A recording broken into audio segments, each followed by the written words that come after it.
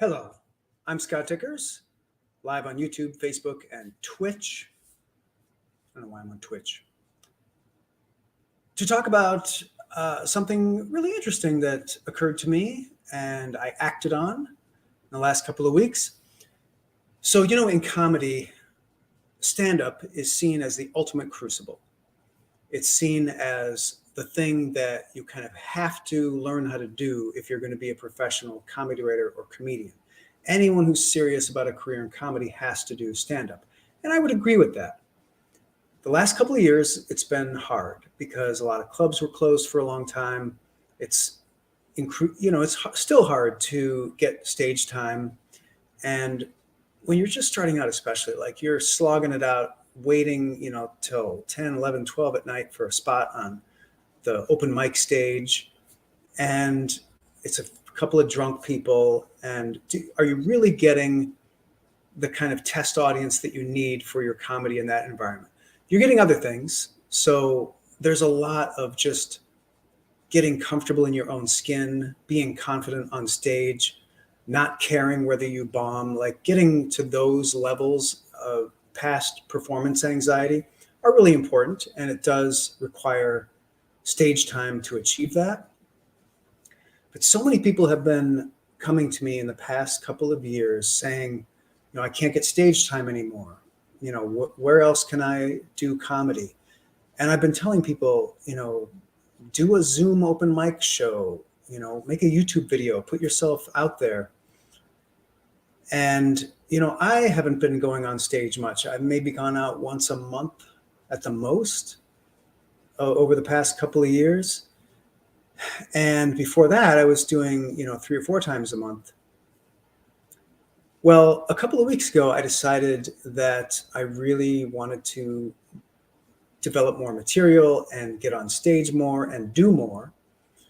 So I decided that I am going to start a new podcast that's just me basically doing stand-up, storytelling, joke-based stand-up, character voices, impressions, the whole caboodle, basically all the stuff that I have always done in my performing career every week. And I'm going to do 20 minutes every week. And there's not going to be an audience. It's just going to be me standing in front of a camera. And I'm going to do jump cuts. I'm not going to be 20 minutes without any editing. And I'm going to intersperse little drawings, because I know from experience, you add a little drawing, a little animation, just makes it more interesting, a little more fun to watch. And so I committed to that. And I did that. And I was like, yeah, I'm doing this because it's an outlet that I don't really have anymore. And I need it. Anybody who's serious about comedy needs a comedy outlet. And I've been writing a lot of books and doing a lot of writing. But the performing side of me, which I took great pains to develop over the past 8 years or so, had been atrophying a little bit. So committed to doing a 20-minute, basically new material stand-up show every week, and did it. And I uploaded the first episode on Sunday. And I just wanted to talk about that and give a little report about that. And I would love to get your reaction. If you've tried something like this, you've thought about something like this, I would love to talk it through a little bit, because here was my experience. There's nothing like being on a stage in front of human beings, in front of an audience. They create this live terror that every first-time performer feels, and there's nothing like it. And that's a very important crucible. I think it always will be. Parts of that, though, you can recreate by simply being in front of a camera and not in front of people. So people like Howard Stern or any other radio DJ, comedy or otherwise, does this every day. They sit and they talk into a microphone for 3 hours a day, and they have to be funny. Howard Stern uses every trick in the book to make himself funnier. He surrounds himself by goofballs who he can bounce things off of. And, he can decide to be the straight man. He can decide to be the joke man, whatever he wants to do. And as far as I know, he's never really been a stage guy. In fact, I remember the first time seeing him on the David Letterman show. I think it was his first time ever on a talk show after his show had gone from being a local New York show to being a national show. He looked really nervous, and he was not the calm, confident, cool Howard Stern that we all know today. He was very awkward and very nervous. So it is different, but he had a huge leg up on someone who maybe would go out on stage at the David Letterman show for the first time, having never done any kind of radio. So in doing this 20-minute video podcast, it occurred to me that you are exercising some of the stand-up muscles. You're exercising the confidence muscle, the being able to think on your feet muscle, the being comfortable in your own skin muscle. The one muscle that I would say you're not necessarily exercising is the being able to respond to the energy of the room, responding to hecklers, responding to like the vibe in the room or the type of crowd that it is. Obviously, you can't do that. But, you know, before I performed, I drew comic strips and I wrote and edited The Onion. And that was comedy, but it was the opposite of stand-up. It was, you produce it in a dark little room, typing on your little computer, and you put it out there, you know, several days later, and then see what people think of it. And then you get feedback, and then you go, oh, they like this, they didn't like that. Then you go at it next week and you do the same thing. Not as immediate as stand-up, but it counts. It still counts as feedback, and it counts as an audience reaction. It's just you have to adjust your brain to adapting and growing and learning from that stuff a little more slowly. So my experience with the podcast, which I'll put the link below, it's on a different YouTube channel, not this YouTube channel. And the show is called Scott Dikkers Shows Up. And it's just me there in a suit against a white background doing stand-up for like 20 minutes. And I tell a little story. I do a couple of bits, a couple of skits, and enjoyed it immensely. It reminded me of being a kid again and performing in front of the mirror, which I used to do. You know, you always hear stories of comedians like Andy Kaufman did that, and Bo Burnham. And there's some cathartic thing about putting on a show. I remember being like a 7-year-old kid and thinking, oh, I got to do a show. You know, I got to be at the mirror at 8 o'clock because I got an audience waiting for me and I got material. And then I would go and I would do skits, and I, you know, was inspired by Sesame Street and who knows what else at that age. And that performing instinct, it really felt rekindled doing this live video podcast shows. Now, it wasn't live, but, you know, the camera's on and I'm there. So, I don't know, recorded live, that's a phrase that we always use. It doesn't mean anything. It's recorded.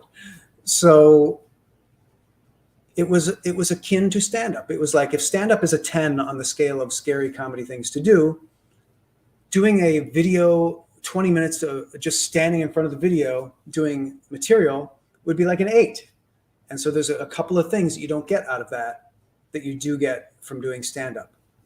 I'll take it, you know. I'll still take stage time when it comes and when it's easy, but like, I don't have any interest in like hanging out at clubs till 10, 11, 12 at midnight to get space on the open mic stage, or even to try to book a showcase or something else. You know, I'll book a talk at a college and I'll go, and that's great. But trying to get into a comedy club, it's just like, it's a lifestyle thing. So with this, I feel like, first of all, I'm taking my own advice, and I'm not just telling other people to do this, I'm doing it myself. You know, if you want to build a comedy career, you have to put yourself out there. So I am putting myself out there in a big way, doing a new 20-minute stand-up show every week. And I got a little help. I got some people from my Facebook group to send in some joke ideas, and I picked about a half dozen of them to write some jokes that I'll use as prompts, and they've been super helpful.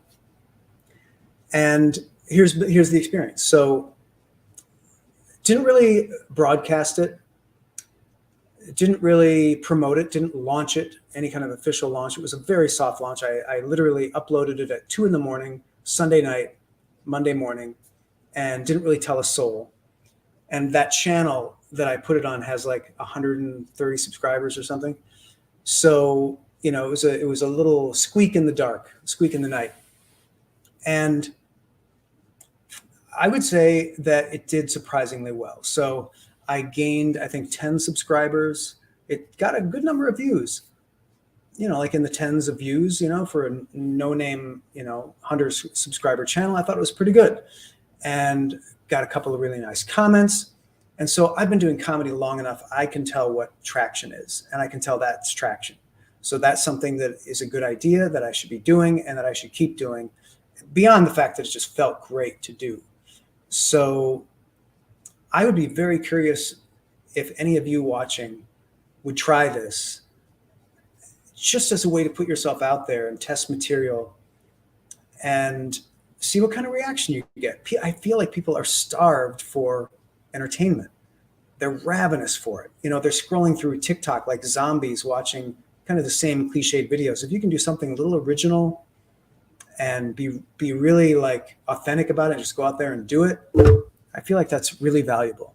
So, Darren, in answer to your question, how much of the 20 minutes am I writing, or is it improv? Well, it's almost all improv based on some notes. So, and then the amount that I'm writing versus the other writers, I would say, well, the last episode was probably 1 to 2% written by the other people, because they had given me just some preliminary jokes, and I gave them these very broad parameters. I didn't really know what the show was yet, so it was kind of a shot in the dark for them.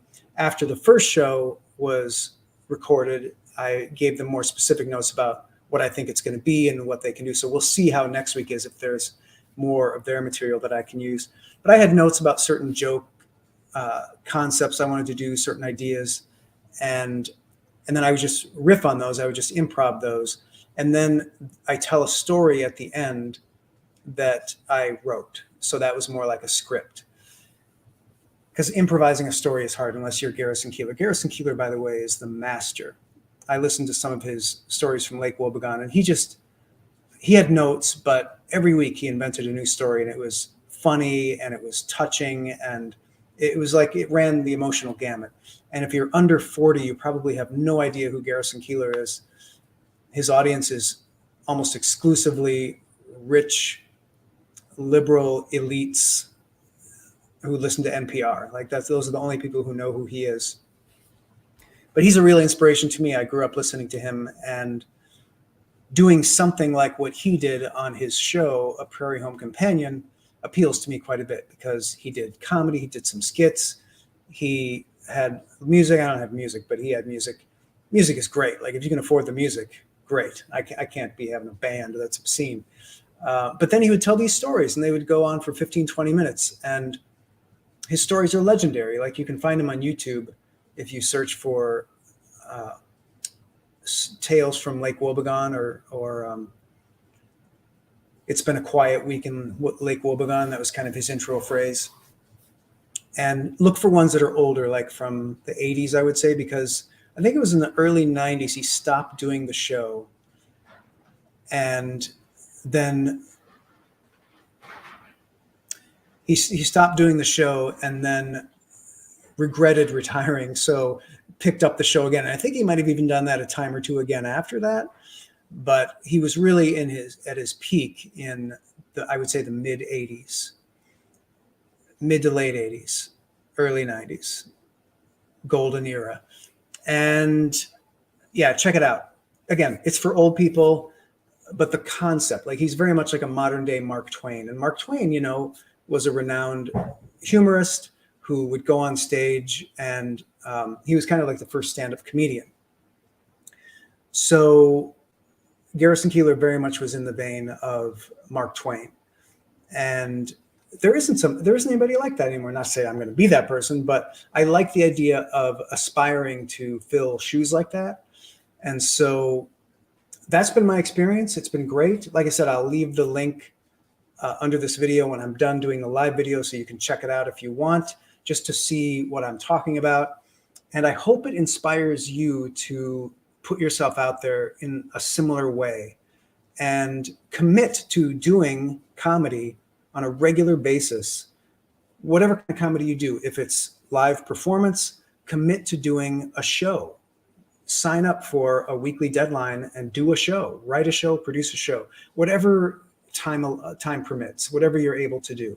Money, I probably spent $40 on this show, like signing up for a podcast host. I licensed a musical theme for the show. Everything else I did myself, and again, except for the writers, they were separate. I'm paying them $25 a week each. So yeah, totally forgot about the employees. So production costs $40, writers another $100.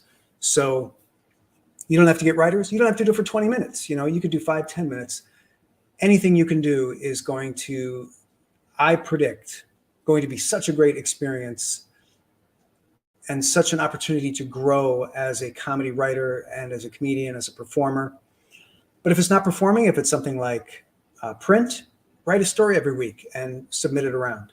If it's drawing, cartooning, make a comic strip and commit to putting it up on social media every week or however often you can do it. Because it really is all about putting yourself out there, getting the feedback, adjusting what you do, listening to the feedback, but also being true to yourself, finding that happy medium between what you love to do and what the audience craves. And if you can find that sweet spot right in the middle there, you're going to be a success. That's really all there is to it. So it's showing up and it's doing it week after week. So we'll see how long I keep this up. It's a big commitment, big lifestyle change. But like I said, I'm loving it. And I hope that it inspires all of you to do something similar. And that's my little story about it. So thank you all so much for watching. If you didn't catch this live, you're watching it later. The link will be down there. And if you want to get more inspiration, more tips on how to improve your comedy writing, how to get out there for whatever type of comedy you want to do, please go to howtowritefunny.com. Got a lot of free resources there for you to write better comedy. All right, this is Scott Dikkers, as it says right there. And I wish you good night. Thank you, Bruce. Thank you, Darren. Thank you, everybody, for watching. And I'll catch you next time.